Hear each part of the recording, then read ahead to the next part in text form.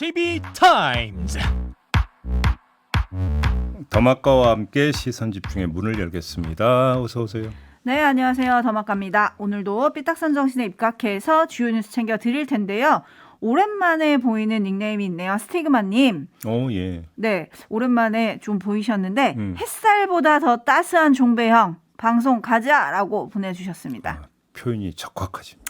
햇살보다 더 따스한 종배형. 그렇습니다. 네, 아직 그 햇살을 못 느끼고 있는 더마카고요. 장현성님. 네. 안녕하세요. 오늘 신임 공무원 연수 수업 시작이 10시라서 오. 여유 있게 편하게 듣겠습니다. 오, 축하드릴 일 맞죠? 꿈을 안고 이제 그 첫걸음을 떼시는 거네요. 축하드립니다. 축하드립니다. 예. 그리고 축하드릴 분이 또 한 분 계십니다. 정석훈님. 저희 단골이신데요. 프리랜서 법률 강사에서 10년 만에 전직하고 오늘 첫 출근합니다. 삶은 바뀌지만 촌철은 쭉 오늘도 시선 집중합니다. 전직을 하셨다고? 네. 그럼 어느 쪽으로 전직을 하셨는지는 없고. 네. 아무튼 또 새 출발이지 않습니까? 그렇죠. 역시 축하드립니다. 네, 그리고 이분은 좀 관리를 해볼까 싶은데요. 토모님. 뭘 관리를 해요, 관리를. 왜냐하면 저희 레벨을 굉장히 높여주셔가지고 읽어드릴게요. 무한도전.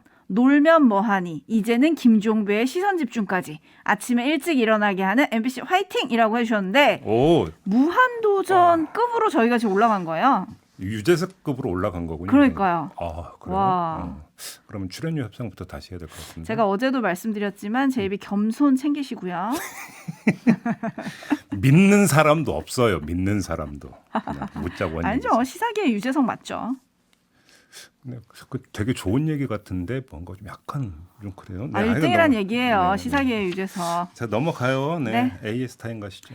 네, 서해 공무원 피격 사건을 수사 중인 검찰이 어제 서욱 전 국방부 장관 그리고 김홍희 전 해양경찰청장에 대해서 사전 구속영장을 청구했습니다. 네. 감사원이 지난 13일 발표한 중간감사 결과를 보면 고 이대준 씨의 피격 다음 날 새벽 1시 관계 장관 회의가 열렸고 이 회의가 끝난 뒤 서욱 전 장관의 지시에 따라 국방부 군사정보체계 밈스에 탑재된 군 첩보 관련 보고서 60건이 삭제됐다. 그리고 비슷한 시각 국정원도 첩보 보고서 등 총 46건의 자료를 무단 삭제했다. 이렇게 지금 밝혔습니다. 감사원의 결과예요. 네. 이거에 따라서 이제 검찰도 이제 구속영장, 사전 구속영장을 청구한 거 아니냐 이런 얘기인데 서훈 전 국가안보실장의 주재로 열린 당시 회의에는 서욱 전 장관뿐 아니라 박지원 전 국정원장 그리고 이인영 전 통일부 장관 등이 참석을 했다고 합니다. 두 명에 대한 구속 여부가 윗선으로 향하는 수사의 중요한 길목이 될 것 같은데요. 좀 정리를 해주세요. 일단 그러니까 적용된 주 혐의가 직권남용이더라고요. 네. 아마 이런 것 같습니다. 그러니까 그 직권을 남용해서 해서는 안 되는 일, 다시 말해서 첩보 보고서를 삭제하도록 했다. 아마 이게 이제 주된 혐의점인 것 같아요. 근데 그 전에도 제가 한번 말씀을 드린 적이 있었는데 이건 사실은 기초 사실에 해당이 되는 거거든요. 그런데 예를 들어서 뭐 민주당 같은 경우는 지금까지 대응이 오면서 이 첩보는 삭제될 수도 없고 삭제되지도 않았다라고 주장을 했잖아요. 그러면 민주당이 완전히 엉뚱하게 오발탄을 그동안 이제 날려왔던 것이냐, 아니면 삭제 지시는 있었지만 삭제가 안 된 것이냐부터 시작을 해서 기초 사실을 좀 일단 좀 확인을 해야 되는 부분이 있는 것 같고요. 일단 이 점만 말씀을 드리겠고, 포인트는 이게 있는 것 같습니다. 지금까지 이 문제에 대해서 그 집중적으로 캐왔던 주체는 감사원과 검찰입니다. 그렇죠? 이거에 대한 중간 평가가 영장 실질 심사를 통해서 법원에 의해서 이루어지는 거 아니겠습니까? 그렇죠? 따라서 법원의 어떤 시각, 법원은 이걸 어떻게 판단하는가가 상당히 중요한 분수령이 될 수가 있다. 영장이 발부되느냐 마느냐. 이 문제, 특히나 이 문제 같은 경우는 예를 들어서 뭐 서욱 전 장관이 그렇다고 어디로 도주할 사람은 아니지 않겠습니까? 그렇죠?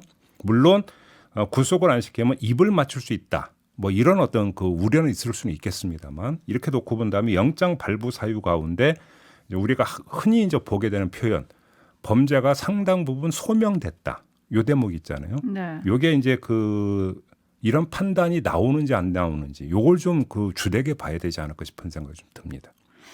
네, 지금 포인트를 짚어주셨으니까 저희가 지켜보도록 하죠. 법원의 시각이 궁금하다. 법원의 범죄 시각이 궁금하다. 그러니까 범죄 소명 정도에 대한 법원의 시각이 그러니까 궁금하다. 요 점을 좀 말씀을 드리는 겁니다. 네, 그리고 또 직권남용이라는 혐의에 대해서 동환님이 직권남용은 코에 걸면 코걸이, 귀에 걸면 귀걸이 아닌가요? 라고 보내주셨는데 약간 이런 부신의 시각도 좀 있는 것 같기는 하고요. 반면에 상식님은 월북으로 밀어붙인 이유가 뭘지 궁금합니다. 라고 또 해주셨기 때문에 약간 국민적 관심이 있는 사안이라서 좀 지켜봐야 될 것 같고요. 네. 두 사람에 대한 법원의 구속영장 실질 심사는 21일 금요일에 열립니다. 네.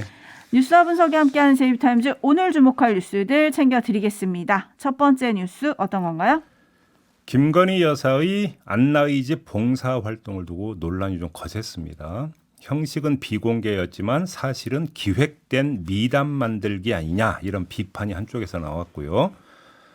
이 봉사활동을 공개한 건 김건희 여사 쪽이 아니라 김하종 신부 아니냐. 그런데 도대체 무슨 기획이냐 이렇게 옹호하는 주장도 맞섰습니다. 네. SNS가 상당히 시끄러웠고요. 안나이즈 홈페이지가 한때 다운되는 일까지 발생을 했다고 하더라고요. 그리고 어제는 김건희 여사가 대한적십자사 주최 바자 행사에 참석을 한 사실이 언론에 보도가 됐는데 이 행보는 대통령실이 그 전날 엠바고를 걸고 출입 기자들에게 미리 공지했던 사안이었습니다. 네. 주목할 점은 바자 행사 참석이 아니라 그 뒤에 나왔던 두 갈래 멘트인데요. 대통령실 관계자는 김건희 여사는 적금 붙는 심정으로 일주일에 한 차례 이상 눈에 안 띄게 봉사활동을 하고 있다. 앞으로도 약자와의 동행기조 속에서 전례에 따라 퍼스트레이디가 가야 하는 공식 행사는 참석할 것 같다. 이렇게 멘트를 했고요. 김건희 여사 측 인사가 중앙일보 기자한테 한 말이 있는데 지난달 수해복구 지원을 가선 몰래 화장실 청소까지 한 일이 있다.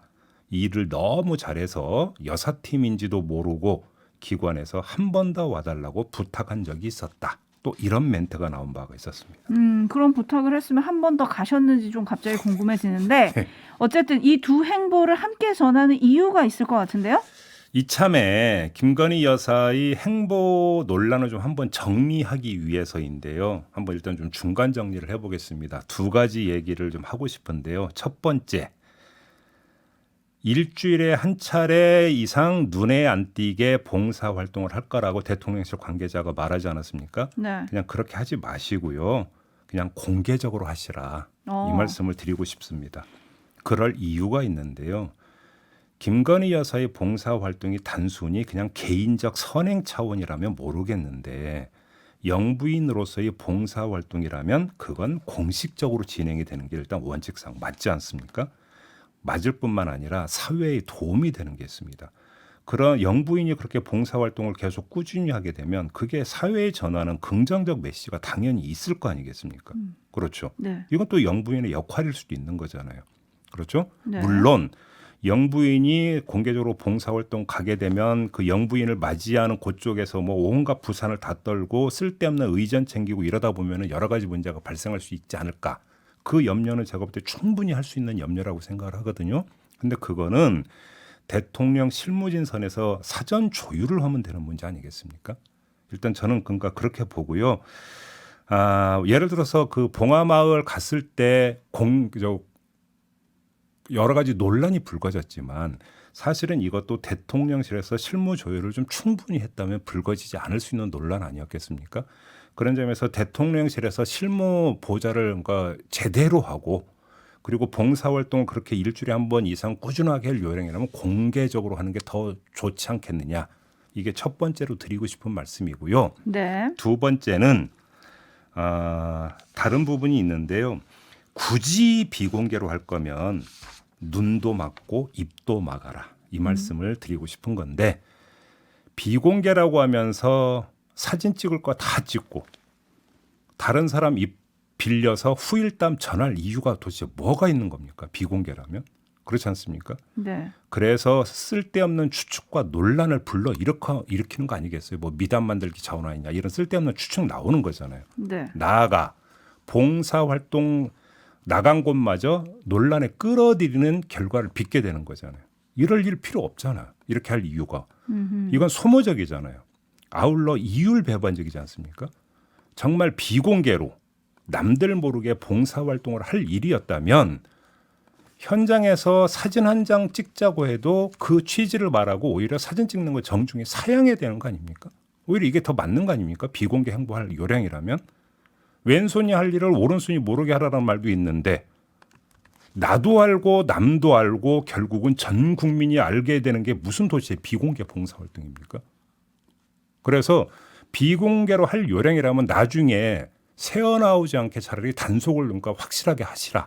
이 말씀을 드리는 겁니다. 노파심에 한마디만 더 추가를 하면 이 대통령실은 김건희 여사가 적금 붙는 심정으로 봉사활동한다고 했는데요. 이 적금에는 원리가 있습니다. 원칙적으로 정해진 금액을 따박따박 납부하면 때가 돼서 알아서 이자는 원금에 비례해서 붙는 게 적금의 원리입니다. 뿌린 만큼 거두고 낸 만큼 받는다 이 말씀을 드리는 건데요. 따라서 김건희 여사와 대통령실이 원하는 이자가 국민의 신뢰와 사랑이라면 그럼 원금은 도대체 뭐겠냐? 봉사활동의 실적이 아니라 봉사활동의 태도일 거다. 이걸 다시 한번 강조해서 말씀을 드리고 싶습니다. 네, 근데 또 공개하면 공개한다고 뭐라고 하고 비공개로 한다고 하면 비공개로 뭐라고 하면 어떻게 하라는 거냐? 뭐 이런 아니, 제가 의견도 그래서 있긴 말씀드린 있네요. 게 공개하면 공개한다고 뭐라고 하는 게 그 공개된 어떤 행보가 아무 문제가 없으면 이런 얘기 안 나오잖아요. 근데 문제는 거기서 논란의 소지가 발생하니까 그래서 실무 보좌를 잘하면 된다고 말씀을 드리는 거고 비공개로 하면 비공개로 한다고 뭐라고 하는 게 비공개로 해놓고 왜 그러면 다 나오느냐 보도가. 그래서 드리는 얘기잖아요. 네, 김명랑 소녀님도 비슷한 의견. 비공개인데 늘 사진이 너무 많습니다. 귀토리님, 비공개로 하다 공개가 돼도 좋기는 한데요. 신기하게 공개된 사진들이 다 김 여사님 중심으로 됐다는 점이 저는 눈에 띕니다. 라는 의견 보내주셨고요. 김영아 님이 경호 인력들 때문에 원래 봉사활동하는 사람들에게 누가 되는 것도 좀 생각을 해야 하지 않겠냐 이런 의견들을 또 보내주고 계시네요. 그리고 또 저는 궁금한 건 어쨌든 적금 붙는 심정으로 하루하루 한다고 하셨으니까 또 어떤 행보를 이어갈지 저는 요게 또 궁금한데 공개될지 공개가 안 될지 그것도 좀 시선 집중하겠습니다. JB타임즈 다음 주목할 뉴스 오디오로 먼저 만나보시죠. 이 F-35B 스텔스기를 비롯한 미국 군용기 100여 대가 우리 공군의 F-35A 스텔스기 등 군용기 140여 대와 함께 이달 말부터 연합훈련을 실시합니다. 북한이 7차 핵실험 시기를 재고 있는 상황에서 전략 무기를 통해 미국의 핵 억제력을 보여주기 위한 것으로 보입니다.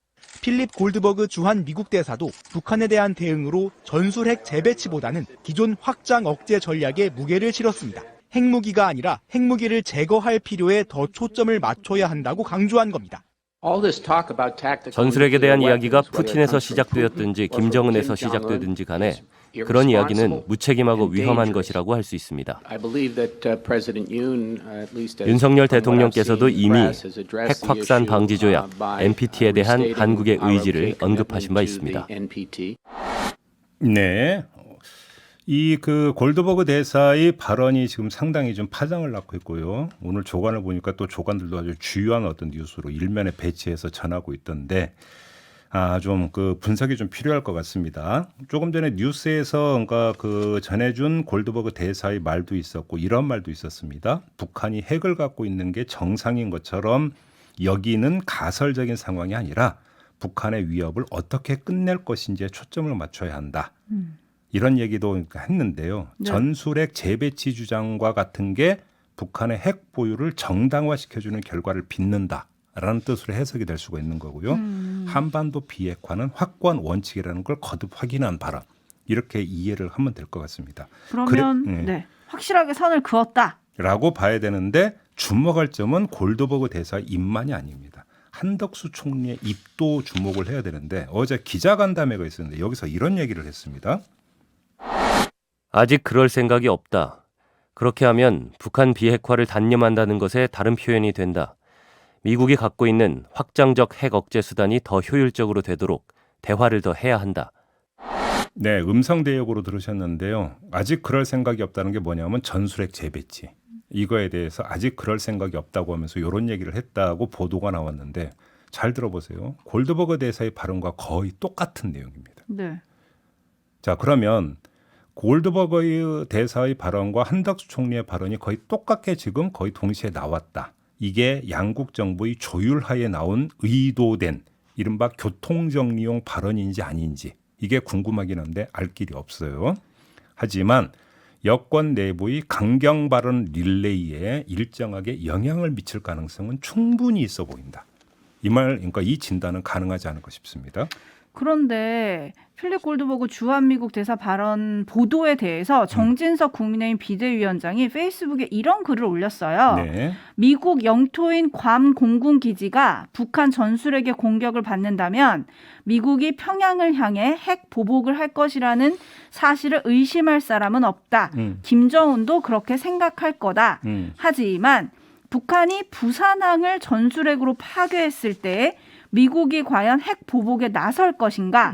이슬비가 내리는데도 미국이 친절하게 우리에게 우산을 펼쳐주겠는가? 북한의 핵에 대한 대응은 전면적으로 재검토돼야 한다. 다시 한번 본인의 그 전술핵 재배치 주장을 또 한 번 한 거 아닌가요? 그러니까 지금 괌이 공격받았을 때하고 부산항이 공격받았을 때하고 미국의 대응이 달라질 수도 있는 거 아니냐 이 네. 취지의 주장이었다라는 거잖아요. 정진석 그러니까, 비대위원장의. 네. 그래서 저도 그 페이스북에 올린 글 내용을 봤는데요. 한 문장을 제가 더 읽어드릴게요. 미 정보 당국 관계자가 이런 말을 한 걸 자기가 들었다고 쓴 건데요.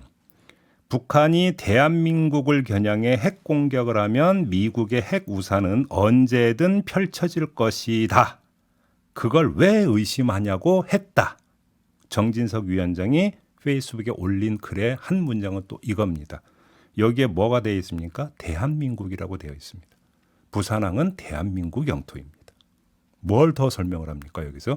그런데 본인이 미국 가서 미 정보 당국 관계자로부터 직접 들었다면서 쓴 글과 뒤에 가서 미국 괌 공군기지가 공격받는 거고 부산항이 공격받는 건 다르다라고 하는 주장 충돌되지 않습니까? 본인이 그 쓴 똑같은 글에서 충돌되는 내용이 지금 또 나란히 지금 병렬되어 있다는 겁니다. 정리가 안 되고 있다는 거죠. 이 점만 지적을 하겠습니다. 알겠습니다. 한편 북한은 어젯밤 동해와 서해 해상 완충구역으로 또 포병 사격을 감행을 해서 우리 군은 9.19 군사합의 위반이라고 또 밝혔습니다. 네. 이 내용 지금 계속되고 있는데 정진석 비대위원장의 글 또 하나 살펴볼 게 있죠? 있죠. 이것도 음성 대역으로 녹음을 했는데요. 한 대목 들어보시죠. 민주당의 주류들은 요즘도 북한은 항일부장 투쟁을 한 김일성이 만든 자주 정권이고 대한민국은 친일파 괴뢰 정권이 세운 나라라는 생각을 언뜻 내비칩니다. 경제력과 국력에서 세계 10위 안에 랭크되는 대한민국을 미제의 식민지, 일본 제국주의의 하수인으로 보는 것은 민주당의 자학사관입니다. 이걸 극복해야 대한민국은 미래로 갈 수 있습니다. 문재인 정권의 이념적 뿌리를 비판하는 것은 그래서 색깔 논쟁이 아니라 미래 논쟁입니다. 네, 역사관 논쟁 한풀 꺾이나 싶었는데 본인이 다시 불을 지핀 거 아닙니까? 그러니까요. 왜 이러는지 모르겠는데요. 이건 확실히 알 것 같습니다. 새로 내놓은 주장, 조금 전에 들으신 그 주장마저 제가 볼 때는 새롭지도 않고 정교하지도 않다. 오히려 뜨악하다. 이 말씀을 드릴 수 있을 것 같은데요. 자신을 향했던 식민사관이라는 꼬리표의 또 다른 이름이 자학사관 아닙니까? 그렇죠? 근데 그 자학사관을 자신이 아니라 민주당 쪽에서 지금 펼치고 있다. 이런 주장을 한 거지 않습니까? 요걸 좀 봐야 될 것 같은데 그나마 새로운 걸 찾자면 자학사관의 장본인으로 민주당을 설정한 거고 그 시점을 요즘으로 설정한 게 눈에 띄는 건데요. 정진석 위원장의 말을 빌려서 평가를 하면 이건 역사 그 자체가 아니라 사실 그 자체의 문제. 다시 말해서 민주당의 어떤 인사 더 위 그 그러니까 글 내용을 보면 민주당의 주류인 586 이렇게 돼 있던데요. 민주당의 주류인 586의 어떤 인사가 대한민국을 미제의 식민지 또는 일본 제국주의의 하수인으로 직접적으로 이렇게 그 표현을 했는지 그런 일이 정말로 있다면 이건 사실의 영역이죠. 사관, 해석의 관점의 영역이 아니라 사실의 영역이니까 사실부터 그럼 확인하고 이야기를 시작하자. 요 얘기는 성립이 되는 거겠죠? 그렇죠? 그러면 누가 언제 정말로 직접적으로 이런 표현까지 써서 그것도 요즘의 대한민국이 이렇다고 이야기한 건지 일단 그 사실 체크부터 좀 해야 될 것 같은데 더 진전된 이야기가 없어서 제가 여기서 단정 내릴 수가 없습니다. 하지만 이건 이 문제를 제기한 정진석 위원장이 추가로 팩트 체크를 해줄 의무가 있다. 요 점만 말씀을 드리겠습니다. 자, JB타임스 이렇게 마무리하죠. 더마카 수고하셨어요. 고맙습니다.